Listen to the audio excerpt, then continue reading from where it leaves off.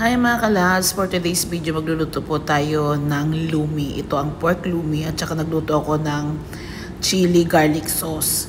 So umpisa na natin. So ito yung mga ingredients natin. Nandito yung pork, onion and garlic, ating pechay at saka ang pangpalasa natin. So unahin natin, gigisahin natin ng ating mga ingredients. Ilabas muna natin ang aroma niya bago natin idagdag ang ating pork na slice. Itong pork na slice po ay binoil ko po ito muna bago hinahalo dito para po maalis po talaga yung lansa.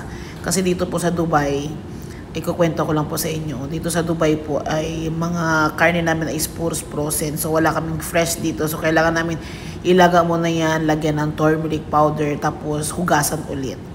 So anyway, magdagdag na po ako ng tubig. Ayan, pakuluin natin ng mabuti kasi yung ating fork na yan, hindi pa yan siya malambot. So ipapalambot muna natin. Naglagay tayo ng 2 chicken cubes pang palasa.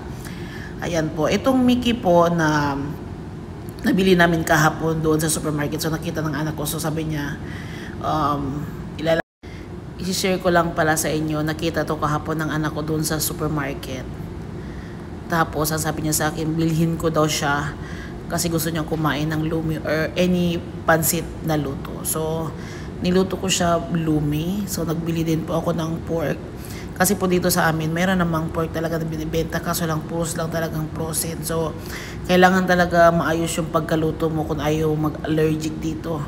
Kasi syempre alam nyo naman, di ba, ang frozen ay kuwan talaga hindi maganda. So kailangan mo siyang i-boiling talaga.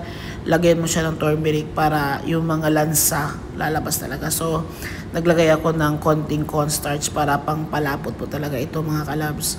So don't forget to follow, like, comment, and share sa aking mga video. At huwag maging silent viewers ka, magbakas ka. Ayan. So kainan na tayo. Ito na po yung aming lunch for today. So inaantay ko lang yung anak ko na bababa siya para kakain na po kami. Kakain siya una tapos yung alaga niya kakain din. So kain tayo. Nagluto pala ako ng chili garlic sauce kasi bumili ako ng siomai doon. So masarap ito pag mayroong maanghang. So kain tayo. So yummy. Kain mga kalabs.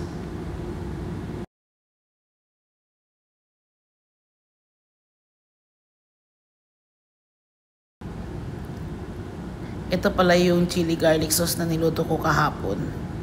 So ayan, partner na partner talaga. Ang sarap. Kain tayo.